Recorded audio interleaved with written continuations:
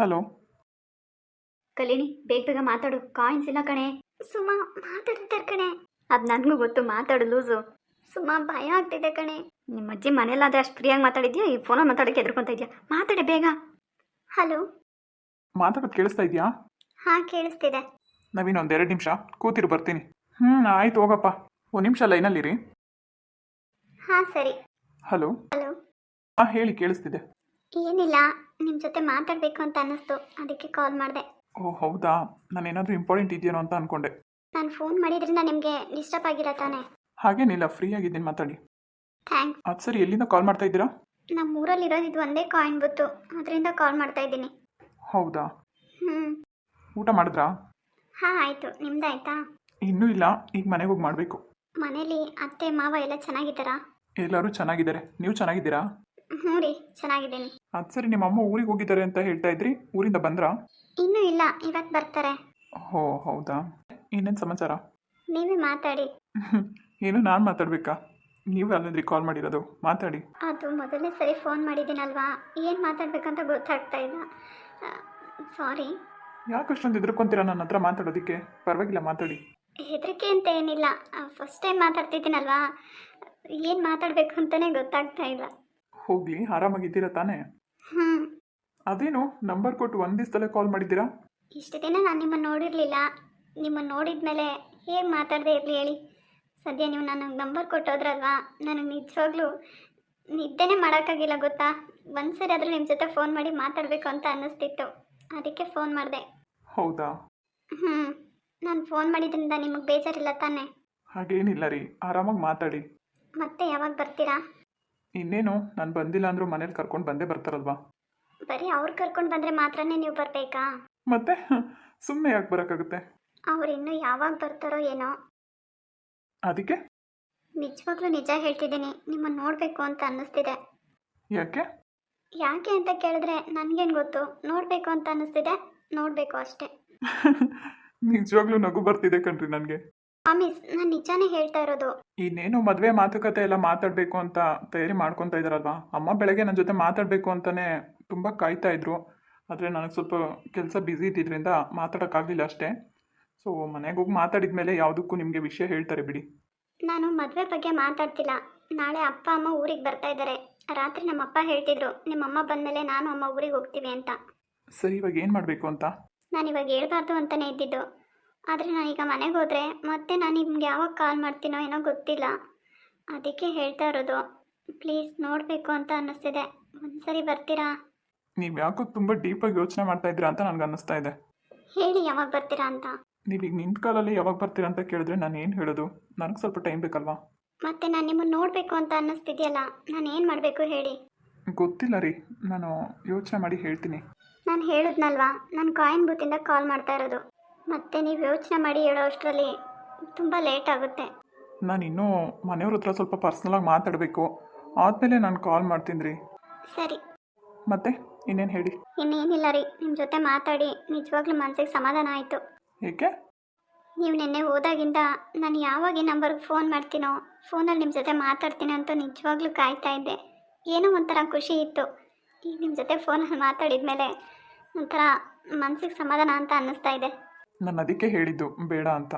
ನೀವೇನಾದರೂ ನಂಬರ್ ಕೊಡದೆ ಹೋಗಿದ್ರೆ ನಾನು ಏನು ಮಾಡಬೇಕಾಗಿತ್ತು? ಇಷ್ಟು ದಿನ ಹೆಂಗಿದ್ರೆ ಹಂಗಿರ್ಬೇಕಾಗಿತ್ತು ಅಷ್ಟೇ. ಹೇಗಿರೋಕ್ಕಾಗುತ್ತೆ? ಇಷ್ಟು ದಿವಸ ನಾನು ನಿಮ್ಮನ್ನು ನೋಡಿರಲಿಲ್ಲ, ಇರ್ತಾ ಇದ್ದೆ. ಈಗ ನಿಮ್ಮನ್ನು ನೋಡಿ ನಿಮ್ಮ ಜೊತೆ ಮಾತಾಡಿದ ಮೇಲೆ ಇರೋಕ್ಕಾಗಲ್ವಲ್ಲ. ಒಟ್ಟಲ್ಲಿ ಇವಾಗ ನಿಮ್ಗೆ ಸಮಾಧಾನ ಆಯಿತಾ? ಹ್ಞೂ. ದಿನ ನಿಮ್ಮ ಜೊತೆ ಹೀಗೆ ಮಾತಾಡ್ತಾ ಇರಬೇಕು ಅಂತ ಅನಿಸುತ್ತೆ. ಸೂಪರ್ ರೀ ನೀವು. ಹೇಗೆ? ಹೌದಾ, ನನ್ನ ಜೊತೆ ಮಾತಾಡಿದ್ರೆ ನಿಮ್ಗೆ ಇಷ್ಟೊಂದು ಖುಷಿ ಆಗುತ್ತೆ ಅಂತ ನಾನು ನಿಜವಾಗ್ಲೂ ಅಂದ್ಕೊಂಡಿರಲಿಲ್ಲ. ನಿಮ್ಗೆ ಅನಿಸಿದ್ರೆ ತಾನೇ ಮಾತಾಡಬೇಕು ಅಂತ. ನೀನು ಅಂದ್ಕೊಳ್ಳೋದೇನು ಬಂತು? ಯಾಕ್ರಿ ಹಾಗೆ ಹೇಳ್ತಾ ಇದ್ದೀರಾ? ನಿಜಾನೇ ಅಲ್ವಾ? ಅಲ್ಲ, ಇವತ್ತು ನೀವು ನನಗೆ ಕಾಲ್ ಮಾಡ್ತೀರಾ ಅಂತ ನಾನು ಅಂದ್ಕೊಂಡಿರಲಿಲ್ಲ ಬಿಡಿ. ನೋಡಿದ್ರಾ, ಇದರಲ್ಲೇ ಗೊತ್ತಾಗುತ್ತೆ. ನಿಮಗೆ ನನ್ನ ಜೊತೆ ಮಾತಾಡಬೇಕು ಅಂತ ಅನಿಸಿದ್ರೆ ನಿಮಗೂ ಖುಷಿ ಆಗ್ತಿತ್ತು. ಹೋಗಲಿ ಬಿಡ್ರಿ, ನಾನೇನೂ ನಿಮಗೆ ಸಹಾಯ ಮಾಡ್ದೇನೆ, ನನ್ನಿಂದ ನೀವೇನು ಬಯಸ್ದೇನೆ ಹಾಗೆ ಖುಷಿ ಪಡ್ತೀನಿ ಅಂತ ಅಂದರೆ ಅದಕ್ಕೆ ನಾನು ಯಾಕೆ ಅಡ್ಡಿ ಮಾಡಲಿ? ನನಗೂ ಸಂತೋಷನೇ. ನಾನೇನು ನಿಮ್ಮಿಂದ ಬಯಸಲ್ಲ ಅಂತ ಯಾಕೆ ಹೇಳ್ತೀರಾ? ನಿಮ್ಮಿಂದ ನಾನೆಲ್ಲನೂ ಬಯಸ್ತೀನಿ ಗೊತ್ತಾ? ಅದೇನೋ ಗೊತ್ತಿಲ್ಲಪ್ಪ ನನಗೆ. ಹೋಗಲಿ ಬಿಡಿ. ಮತ್ತೆ ನೀವು ಹೋಗ್ರಿ ಬಂದ್ರಿ ಅಂತೆಲ್ಲ ಮಾತಾಡಿಸ್ಬೇಡ್ರಿ, ನನಗೆ ಸೂರ್ಯ ಅಂತಲೇ ಕರೀರಿ. ನನಗೂ ನಿಮ್ಮನ್ನು ಹಾಗೆ ಕರೆಯೋಕೆ ಇಷ್ಟ. ನೋಡೋಣ. ನೋಡೋಣ ಅಂತ ಏನಿಲ್ಲ, ಏನು ಹೆದರ್ಕೋಬೇಡಿ, ನನ್ನನ್ನು ಹೆಸರಿಡದೆ ಕರೀರಿ, ನನಗಾಗೆ ಖುಷಿ. ಪರವಾಗಿಲ್ಲ, ಯಾವಾಗ ಕರಿಬೇಕು ಅಂತ ಅನ್ಸುತ್ತೆ ಅವಾಗ ಕರಿತೀನಿ. ಸರಿ, ನಿಮ್ಮಿಷ್ಟ. ಹೇಳಿ ಇವಾಗ ಯಾವಾಗ ಬರ್ತೀರಾ ಅಂತ. ನೀವು ಯಾಕೆ ಅಂತ ಹೇಳಿದ್ರೆ ನಾನು ಹೇಳ್ತೀನಿ, ಇಲ್ಲಾಂದರೆ ಖಂಡಿತ ನಾನು ಹೇಳಲ್ಲ. ಹೇಳ್ತಾ ಇದ್ದೀನಲ್ವಾ, ನಿಮ್ಮನ್ನು ನೋಡಬೇಕು ಅಂತ ಅನ್ನಿಸ್ತಾ ಇದೆ, ಅದಕ್ಕೆ ಅಷ್ಟೇ.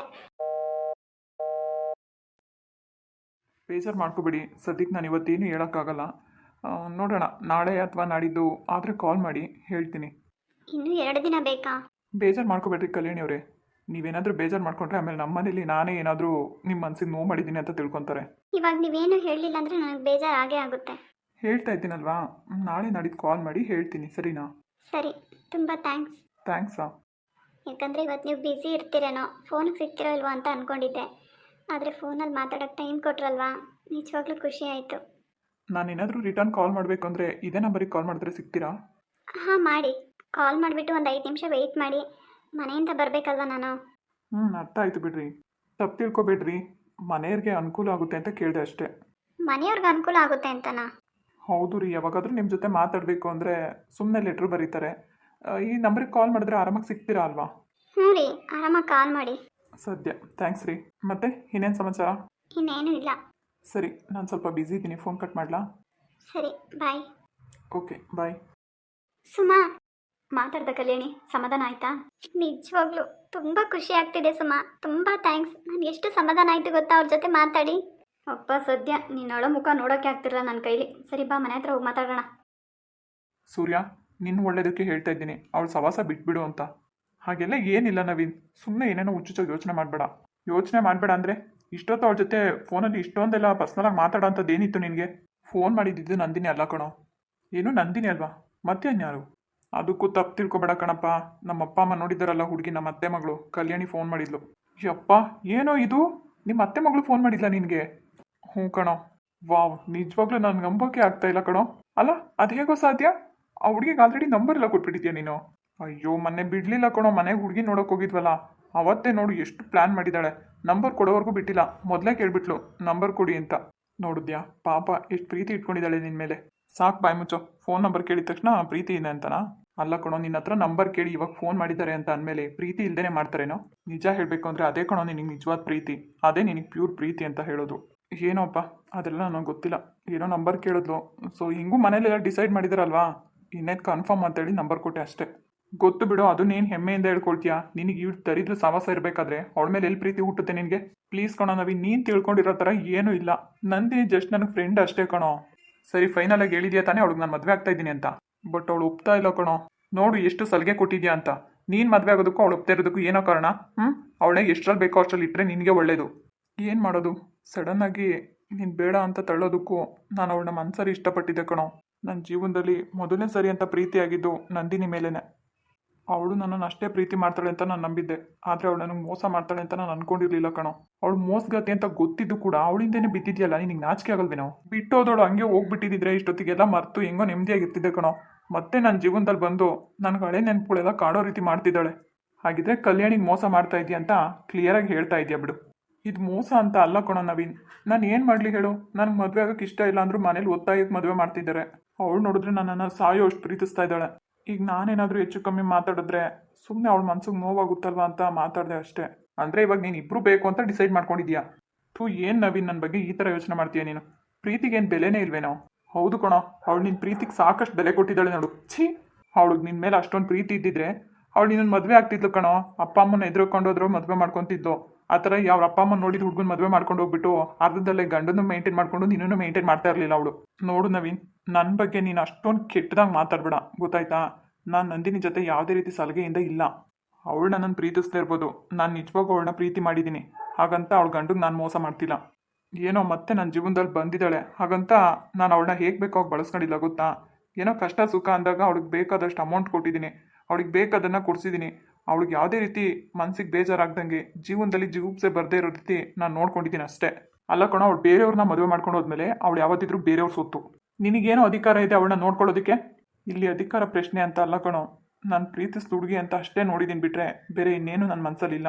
ನೋಡು ಸೂರ್ಯ, ಈಗಲೇ ನೀನು ಅವಳನ್ನ ಅವಾಯ್ಡ್ ಮಾಡೋದಕ್ಕೆ ಟ್ರೈ ಮಾಡು, ಗೊತ್ತಾಯ್ತಾ? ನಿಮ್ಮ ಅಪ್ಪ ಅಮ್ಮ ನಿನ್ಗೆ ಒಳ್ಳೆ ಹುಡುಗಿನ ನೋಡಿದ್ದಾರೆ ಕಣೋ. ನಿಜವಾಗ್ಲೂ ನಾನು ಹೇಳ್ತಾ ಇದ್ದೀನಿ ಸೂರ್ಯ, ಅವಳಿಗೆ ಮೋಸ ಮಾಡಬೇಡ. ನಾನು ಏನಕ್ಕೆ ಮೋಸ ಮಾಡಲಿ? ನನಗೆ ಮೋಸ ಮಾಡೋಕ್ಕೆ ಅವಕಾಶನೇ ಇಲ್ಲ ಕಣೋ. ಆಲ್ರೆಡಿ ಮದುವೆ ಮಾತುಕತೆ ಮಾತಾಡ್ತಾರೆ ಇನ್ನು ಮನೇಲಿ. ನಾನು ಹೇಳ್ತಾ ಇರೋದು ಮದುವೆ ಮಾಡ್ಕೊಂಡ್ರೆ ಸಾಲದು, ಗೊತ್ತಾಯ್ತಾ? ಅಷ್ಟೇ ಚೆನ್ನಾಗಿ ನೋಡ್ಕೋಬೇಕು ಅವಳನ್ನ. ಅದೆಲ್ಲ ನನಗೆ ಗೊತ್ತಿಲ್ಲ ಕಣೋ. ಅವಳಿಗೇನು ಕಡಿಮೆ ಆಗದೆ ರೀತಿ ನಾನು ನೋಡ್ಕೊತೀನಿ. ಆದರೆ ಪ್ರೀತಿ ಮಾತ್ರ ಯಾವತ್ತೂ ಹುಟ್ಟಲ್ಲ. ಛೀ, ನೀನೊಬ್ಬ ಮನುಷ್ಯನೇನೋ. ಏನು ನವೀನ್ ಹೀಗೆ ಮಾತಾಡ್ತಿದ್ಯಾ? ಪ್ರೀತಿ ಅನ್ನೋದು ತಾನಾಗೆ ಹುಟ್ಟಬೇಕು ಕಣೋ. ಸುಮ್ಮನೆ ನೋಡಿದ ಮಾತ್ರಕ್ಕೆ, ಅವಳ ಜೊತೆ ಮಾತಾಡಿದ ಮಾತ್ರಕ್ಕೆ ನನಗೆ ಪ್ರೀತಿ ಹುಟ್ಟೋಕ್ಕೆ ಸಾಧ್ಯ ಇಲ್ಲ. ಮೊದಲು ಈ ದರಿದ್ರ ಸವಾಸ ಬಿಟ್ಬಿಟ್ರೆ ತಾನಾಗೆ ನಿನಗೆ ಪ್ರೀತಿ ಹುಟ್ಟುತ್ತೆ ಅವಳ ಮೇಲೆ. ಹಾಗೆಲ್ಲ ಅನ್ಬೇಡ ಕಣೋ ಅವಳಿಗೆ, ನನಗೆ ಬೇಜಾರಾಗುತ್ತೆ ನೋಡು. ನೀನು ಈ ಥರ ಹೋದರೆ ನಿಜವಾಗ್ಲೂ ನೀನು ಉದ್ಧಾರ ಆಗಲ್ಲ ಜೀವನದಲ್ಲಿ. ಏನಾದರೂ ಮಾಡ್ಕೊಳಪ್ಪ ನಿನ್ನಿಷ್ಟ. ಆದರೆ ನಾನು ಹೇಳೋದು ಒಂದೇ ಮಾತು, ಯಾವತ್ತಿದ್ರೂ ಕಟ್ಕೊಂಡವಳೆ ಕಣೋ ಕಡೆ ತನಕ ಆಗೋದು. ಇರಲಿ ಬಿಡು. ಯಾವತ್ತಿದ್ರೂ ನಿಜವಾದ ಪ್ರೀತಿ ಸಾಯೋದಿಲ್ಲ. ನಿನಗೂ ನಂದಿನಿ ಮೇಲೆ ಹುಟ್ಟಿರೋ ಪ್ರೀತಿ ಯಾವತ್ತಿಗೂ ಸಾಯಲ್ಲ ಅಂತ ಅಂದ್ಕೊಂಡಿದ್ದೆ. ಆದರೆ ಅವಳು ನಿನಗೆ ಮೋಸ ಮಾಡೋದು. ಆದರೆ ಕಲ್ಯಾಣಿ ಯಾವತ್ತೂ ನಿನಗೆ ಮೋಸ ಮಾಡೋಗಲ್ಲ. ನಿನ್ನ ಪ್ರೀತಿನ ಅವಳು ಗೆದ್ದೇ ಗೆಲ್ತಾಳೆ. ಆದರೆ ಮದುವೆ ಆದಮೇಲೆ ದರಿದ್ರ ಸವಾಸ ನಿನಗೈತೆ ಅಂತ ಗೊತ್ತಾದರೆ ನಿನ್ನ ಜೀವನ ನೀನೇ ಹಾಳು ಮಾಡ್ಕೊತೀಯ. ಅದಕ್ಕೆ ಮುಂಚೆನೇ ಹೇಳ್ತಾ ಇದ್ದೀನಿ, ಈಗಲಿಂದನೇ ಅವಾಯ್ಡ್ ಮಾಡು ಅಷ್ಟೇ. ಬರಲಾ ನಾನು? ಸರಿ ಮಗ, ಥ್ಯಾಂಕ್ಸ್. ಆದಷ್ಟು ಕಲ್ಯಾಣಿ ಜೊತೆ ಖುಷಿಯಾಗಿರೋದಕ್ಕೆ ಟ್ರೈ ಮಾಡು. ಅವಳು ಏನು ಕೇಳ್ತಾಳೆ ಅದಕ್ಕೆ ಹ್ಞೂ ಅನ್ನು. ಏನಾದರೂ ಕೇಳಿದ್ರೆ ಕೊಡಿಸು. ಇವಳು ಕೇಳದೇ ಇದ್ರು, ಇವಳು ಕರೀದೇ ಇದ್ರು ಬರ್ತೀಯ ತಾನೇ ಇವಳನ್ನ ನೋಡೋದಕ್ಕೆ. ಅವಳು ಕರೀದೇ ಇದ್ರು ನೀನು ಹೋಗಿ ನೋಡ್ಕೊಂಬರ್ಬೇಕು ಅವಳಿಗೆ. ಒಳ್ಳೆ ಚೆನ್ನಾಗಿ ಹೇಳ್ದೆ ಕಣೋ. ನನಗೆ ಪ್ರೀತಿ ಇದ್ದರೆ ನಾನು ಹೋಗಿ ನೋಡ್ಕೊಂಬರ್ತೀನಿ. ಇಲ್ಲಾಂದರೆ ಅದು ನಾಟಕ ಅಲ್ವಾ? ಈಗ ಫೋನ್ ಮಾಡಿದ್ಲಲ್ಲ, ಏನಂತ ಹೇಳಿದ್ಲು? ಅದೇ ನೋಡಬೇಕು ಬನ್ನಿ ಅಂತ ಹೇಳೋದಕ್ಕೇ ಕಾಲ್ ಮಾಡಿದ್ದಾಳೆ. ಮತ್ತೆ ಹೋಗಿ ನೋಡ್ಕೊಂಬಂದ್ರೆ ನಿನ್ನ ಗಂಟೇನು ಹೋಗಲ್ಲ. ಪ್ರೀತಿ ಇದೆ ಅಂತಲೇ ತಿಳ್ಕೊಂಡು ಬಿಡು, ಅದರಲ್ಲಿ ಏನಿದೆ ತಪ್ಪು? ಮದುವೆ ಆಗೋದೇ ಉಂಟಂತೆ. ಮದುವೆ ಆದಮೇಲೆ ಎಲ್ಲ ಸರಿ ಹೋಗುತ್ತೆ. ನಿನ್ನ ಜೀವನದಲ್ಲಿ ಚೆನ್ನಾಗಿರ್ತೀಯ ಕಣೋ.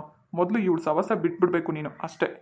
ಆದರೆ ನಾನೇ ಇನ್ನೊಂದು 2 ದಿವಸ ಬಿಟ್ಟು ಫೋನ್ ಮಾಡಿ ಯಾವುದಕ್ಕೂ ಹೇಳ್ತೀನಿ ಅಂತ ಹೇಳಿದೆ. ಅದೆಲ್ಲ ಬೇಡ ಕಣೋ. ನಾಳೆನೇ ಹೇಳ್ದೆ ಕೇಳದೆ ಹೋಗಿ ನೋಡ್ಕೊಂಡು ಬಾ. ಅವಳು ಎಷ್ಟು ಖುಷಿ ಪಡ್ತಾಳೆ ಗೊತ್ತಾ? ಸರಿ ಕಣೋ, ನೋಡೋಣ, ಯೋಚನೆ ಮಾಡ್ತೀನಿ. ಸರಿ, ಬರ್ತೀನಿ ನಾನು. ಬಾಯ್.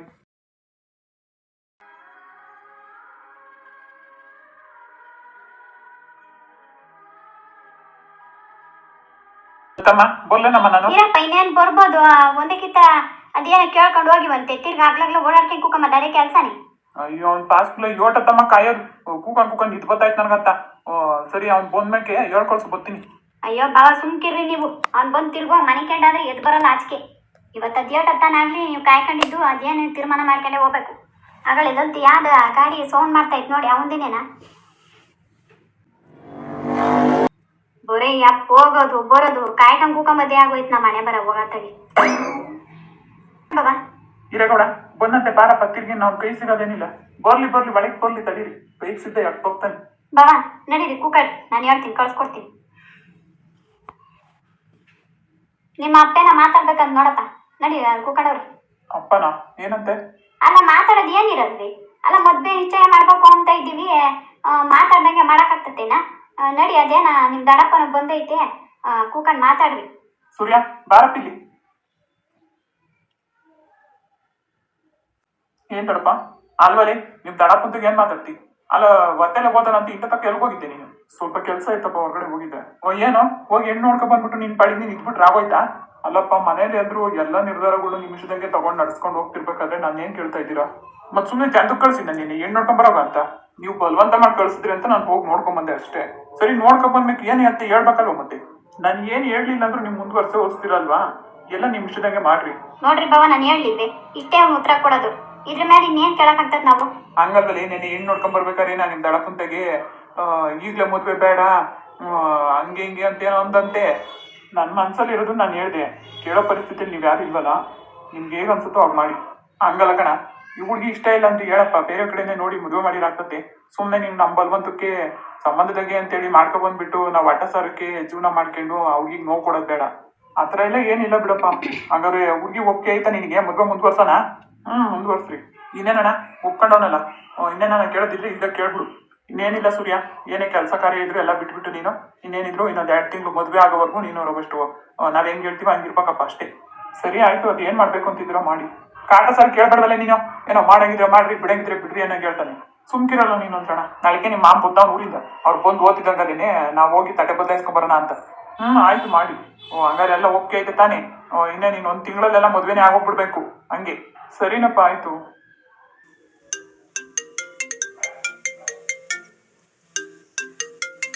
ಸರಿ, ಇನ್ನೇನಾದ್ರೂ ಕೇಳೋದೈತನಮ್ಮ? ಇನ್ನೇನಿಲ್ಲ, ಅಷ್ಟೇ ಹೋಗಪ್ಪ. ಸದಿಕ್ ಮದ್ವೆಗೆ ಒಪ್ಕೊಂಡಲ್ಲ, ಇನ್ನೇನಿಲ್ಲ, ಹೋಗು. ಇನ್ನೇನ್ರಿ, ಒಳ್ಳೆಗಳಿಗೆ ಒಪ್ಕೊಂಡವನೆ. ಮೊದ್ಲು ಹೋಗಿ ಶಾಸ್ತ್ರದವ್ರ ಹತ್ರ ಹೋಗಿ ಶಾಸ್ತ್ರ ಕೇಳ್ಕೊಂಡ್ ಬಂದ್ಬಿಡ್ರಿ. ತಟ್ಟೆ ಬದಲಾಯಿಸ್ಕೊಂಡು ಬಂದಕ್ಕಿಂತ ಎಂಗೇಜ್ಮೆಂಟ್ ಮಾಡ್ಕೊಂಡ್ ಬಂದ್ಬಿಡೋಣ. ನೀವು ಹೆಂಗ್ ಹೇಳ್ತೀರಾ ಹಂಗೆ ಕಣಪ್ಪ. ಇನ್ನೇನು ಎಂಗೇಜ್ಮೆಂಟ್ ಏನು ಜೋರಾಗಿ ಇಟ್ಕೊಳೋದು ಬೇಡ. ಸಿಂಪಲ್ಲಾಗೆ ಮಾಡ್ಕೊಂಬಂದ್ರೆ ಆಗುತ್ತೆ. ಹಾಗಾದ್ರೆ ನಾನು ಇವಾಗ ಹೋಗಿ ಐನೂರ ಹತ್ರ ಶಾಸ್ತ್ರ ಕೇಳ್ಕೊಬತ್ತೀನಿ ಕಣ. ಅಕಸ್ಮಾತ್ ನಾಳೆಗೆ ಚಂದ್ರೂ ಆ ಎಲ್ಲರೂ ಬಂದರೆ ಬಂದ್ರೆ ಅವ್ರ ತೆಗಿರೋದು ಇದ್ದಂಗೆ ಹೇಳಿ ಕಳಿಸ್ಬಿಡೋಣ, ಅವರು ಎಲ್ಲ ಹೊಂದಿಸ್ಕೊಂಡ್ಲಿ. ಹ್ಞೂ ಹಂಗೆ ಮಾಡತ್ತಾಗ ಲಲಿತಾ. ಎಲೆ ಅಡ್ಕೇನು ಒಂದ್ರಷ್ಟು ತಕ್ಷಣ ಇಟ್ಬಿಟ್ಟು ಕೊಡು, ತಗೊಂಡೋಗ್ತೀನಿ. ಆಯ್ತು ತಗೋಬತ್ತೀನಿ ರೀ. ಆದಷ್ಟು ಅಷ್ಟು ಹತ್ರಕ್ಕೆ ಹಾಕಿಸ್ಕೊಳ್ರಿ, ಡೇಟ್ ಯಾವನ ಇದ್ರೆ ನೋಡ್ಕೊಂಡು. ಹ್ಞೂ ಆಯ್ತು ಹೇಳು. ನೀನು ಬರ್ತೀಯಣ್ಣ? ಇಲ್ಲ ನೀನು ಹೋಗಿ ಬರಪ್ಪ, ನಾನು ಇನ್ನೇನಕ್ಕೆ ಬರಲಿ. ಇನ್ನು ಯಾವತ್ತು ಹೇಳ್ತಾರೆ ಅವತ್ತು ಆಡೋಣ. ಅಲ್ರಿ ಇವಾಗ ಅರ್ಜೆಂಟ್ನಾಗ ಎಂಗೇಜ್ಮೆಂಟ್ ಸಾಗೈತೆ ಅಂತಂದ್ರೆ ಹುಡುಗಿಗೆ ಬಟ್ಟೆ ತೆಗಿಬೇಕು, ಒಂದು ಉಂಗ್ರ ತಗೋಬೇಕು. ಅದಕ್ಕೆಲ್ಲ ನೀನು ತಲೆ ಕೆಡ್ಸ್ಕೊಬೇಡ. ಅದು ಏನೈತೆ ಅವನಿಗೆ ದುಡ್ಡು ಕೊಟ್ಬಿಟ್ಟು ಕಳಿಸ್ಕೊಡು, ಅವನೇ ಹೋಗಿ ಕರ್ಕೊಂಡೋಗಿ ಅದು ಎಂತದ್ದು ಬೇಕಂತ ತಗೊಬರ್ಲಿ. ಹಂಗೆ ಮಾಡೋಣ ತಗೊಳ್ರಿ. ಮತ್ತೆ ಇಲ್ಲಾಂದ್ರೆ ಅವ್ಳು ಪೂಜೆನ ಜೊತೆ ಮಾಡಿ ಕಳಿಸ್ಕೊಡ್ತೀಯ ನೋಡು. ಬೇಡ ಬಿಡ್ರಿ, ಇವ್ನು ಅದನ್ನೇ ಹೋಗ್ಲಿ. ಯಾಕಂದ್ರೆ ಅವ್ನವ್ರ ಒಟ್ಟು ಹುಡುಗಿನ ಅರ್ಥ ಮಾಡ್ಕೊಂಬದ್ ಬೇಡ್ರಿ. ಅವ್ನ ಅದನ್ನೇ ಹೋಗ್ಲಿ, ಸುಮ್ಕಿರಿ, ಗಾಡಿಗೆ ಹೋಗಿ ತಗೊಬರ್ತಾರೆ. ಹೆಂಗ ನೀನು ಇಷ್ಟ ಕಣಮ್ಮ, ಒಬ್ಬನೇ ನಾನು ಕಳಿಸು, ಇಲ್ಲ ನೀನೇ ಓದ್ತೀಯ ಜೊತೆಗೆ ಹೋಗು. ಹುಡುಗಿಗೆ ಒಟ್ಟಿನಾಗೆ ಹುಡುಗಿಗೆ ಒಪ್ಪಿಗೆ ಆಗ್ಬೇಕು ಬಟ್ಟೆಗಳು.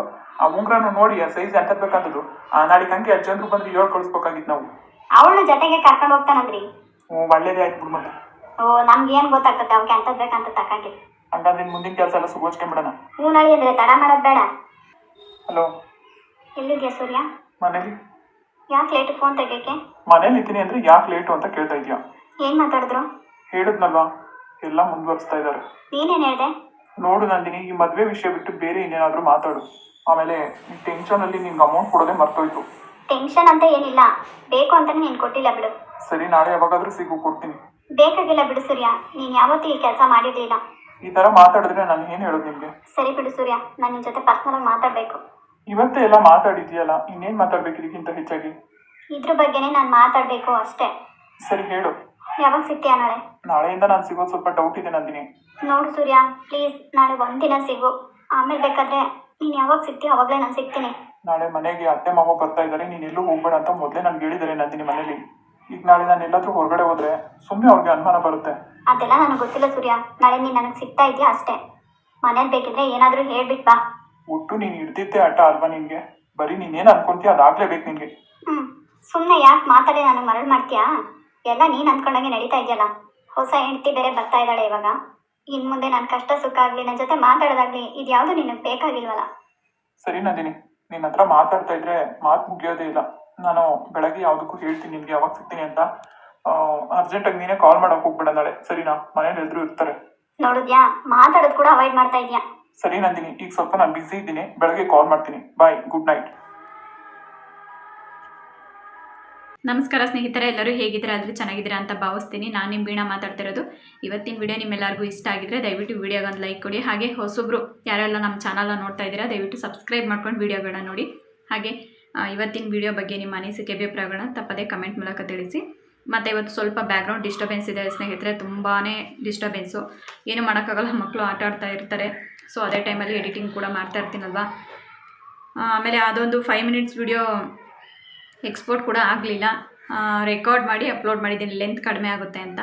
ಓಕೆ, ಅಡ್ಜಸ್ಟ್ ಮಾಡ್ಕೊತೀರಾ ಅಂತ ಅನ್ಕೊತೀನಿ. ಇವತ್ತು ಹೇಗೆ ಅನ್ನಿಸ್ತು ವಿಡಿಯೋ ಅನ್ನೋದನ್ನ ತಪ್ಪದೇ ಕಮೆಂಟ್ ಮಾಡಿ. ಹಾಗೆ ಇವತ್ತು ಒಂದು 3 ಜನದ್ದು ವಿಶಸ್ ಇದೆ, ಬನ್ನಿ ತಿಳಿಸೋಣ ಬರ್ಡೇ ವಿಶಸ್ಸು. ಮೊದಲನೇದಾಗಿ ಅಮ್ಮ ಅವರು ಕಮೆಂಟ್ ಮಾಡಿದ್ದಾರೆ. ಅಮ್ಮ ಅವರೇ, ನನ್ನ ಕಡೆಯಿಂದ ನಿಮಗೆ ಹುಟ್ಟುಹಬ್ಬದ ಆರ್ಥಿಕ ಶುಭಾಶಯಗಳು. ಆ ದೇವರು ನಿಮಗೆ ಆಯಸ್ಸು ಆರೋಗ್ಯ ಭಾಗ್ಯ ಕೊಡಲಿ. ಹಾಗೆ ನೀವು ಅಂದ್ಕೊಂಡಂಥ ಎಲ್ಲ ಕೆಲಸಗಳು ಕೂಡ ಜೀವನದಲ್ಲಿ ಸಕ್ಸಸ್ ಆಗಲಿ ಅಂತ ಕೇಳ್ಕೊತ ಮತ್ತೊಮ್ಮೆ ನನ್ನ ಕಡೆಯಿಂದ ಹುಟ್ಟುಹಬ್ಬದ ಆರ್ಥಿಕ ಶುಭಾಶಯಗಳು. ಕಮೆಂಟ್ ಮಾಡಿದ್ದಕ್ಕೆ ಧನ್ಯವಾದಗಳು. ಹಾಗೆ ರತ್ನಮ್ಮ ಅವ್ರು ಕಮೆಂಟ್ ಮಾಡಿದ್ದಾರೆ, ನಮ್ಮ ಸೊಸೆ ಪೂರ್ಣಿಮಾ ಅವ್ರದ್ದು 6ನೇ ತಾರೀಕು ಹುಟ್ಟುಹಬ್ಬ ಇದೆ, ವಿಶ್ ಮಾಡಿ ಅಂತ ಹೇಳ್ತಿದ್ದಾರೆ. ಪೂರ್ಣಿಮಾ ಅವರೇ, ನನ್ನ ಕಡೆಯಿಂದ ನಿಮಗೆ ಹುಟ್ಟುಹಬ್ಬದ ಆರ್ಥಿಕ ಶುಭಾಶಯಗಳು. ಆ ದೇವರು ನಿಮಗೆ ಆಯಸ್ಸು ಆರೋಗ್ಯ ಭಾಗ್ಯ ಕೊಡಲಿ. ಹಾಗೆ ನೀವು ಅಂದ್ಕೊಂಡಂಥ ಎಲ್ಲ ಕೆಲಸಗಳು ಕೂಡ ಜೀವನದಲ್ಲಿ ಸಕ್ಸಸ್ ಆಗಲಿ ಅಂತ ಕೇಳ್ಕೊತೀನಿ. ಮತ್ತೊಮ್ಮೆ ನನ್ನ ಕಡೆಯಿಂದ ಹುಟ್ಟುಹಬ್ಬದ ಆರ್ಥಿಕ ಶುಭಾಶಯಗಳು. ರತ್ನಮ್ಮ ಸಿಸ್ಟರ್ ಕಮೆಂಟ್ ಮಾಡಿದ್ದಕ್ಕೆ ಧನ್ಯವಾದಗಳು. ಹಾಗೆ ಶಶಿಕಲಾ ಸಿಸ್ಟರು, ನಮ್ಮ ಮಕ್ಕಳಿಗೆಲ್ರಿಗೂ ಹಾಯ್ ಹೇಳಿ ಅಂತ ಕಮೆಂಟ್ ಮಾಡಿದ್ದಾರೆ. ವಿನಯ್, ಶರಣು, ಪ್ರಿಯಾ, ವಿದ್ಯಾ ಹಾಗೂ ಪ್ರತೀಕ್ಷಾಗೆ ನನ್ನ ಕಡೆಯಿಂದ ಹಾಯ್ ಹೇಳೋಕ್ಕೆ ಇಷ್ಟಪಡ್ತೀನಿ. ಹಾಗೆ ಸ್ಕೂಲ್ಗೆ ಹೋಗ್ತಾ ಇದ್ದಾರೆ, ಅಂದರೆ ಸ್ಕೂಲ್ ಓಪನ್ ಆಗಿದೆ, ಅವ್ರಿಗೆ ಆಲ್ ದ ಬೆಸ್ಟ್ ಹೇಳಿ ಅಂತ ಹೇಳಿದ್ದಾರೆ. ನನ್ನ ಕಡೆಯಿಂದ ನಿಮ್ಮ ಮಕ್ಳಿಗೆ ಎಲ್ರಿಗೂ ಕೂಡ ಆಲ್ ದ ಬೆಸ್ಟ್ ಹೇಳೋಕ್ಕೆ ಇಷ್ಟಪಡ್ತೀನಿ. ದೇವರ ಆಶೀರ್ವಾದ ನಿಮಗೆ ಇರಲಿ ಅಂತ ಕೇಳ್ಕೊತೀನಿ. ಮತ್ತೊಮ್ಮೆ ನನ್ನ ಕಡೆಯಿಂದ ಆಲ್ ದ ಬೆಸ್ಟ್ ಪುಟಾಣಿ ಮಕ್ಕಳ. ಕಮೆಂಟ್ ಮಾಡಿದ್ದಕ್ಕೆ ಧನ್ಯವಾದಗಳು sister, thank you so much. Okay ಸ್ನೇಹಿತರೆ, ಕಮೆಂಟ್ ಮಾಡಿದಂಥ ಎಲ್ಲರಿಗೂ ಕೂಡ ನನ್ನ ಕಡೆಯಿಂದ ತುಂಬ ಹೃದಯದ ಧನ್ಯವಾದಗಳು. ಮತ್ತು ನಾಳೆ ಒಂದು ಒಳ್ಳೆಯ ವಿಡಿಯೋದೊಂದಿಗೆ ಮುಂದಿನ ವಿಡಿಯೋದಲ್ಲಿ ಸಿಗೋಣ. ಎಲ್ಲರಿಗೂ ಶುಭರಾತ್ರಿ.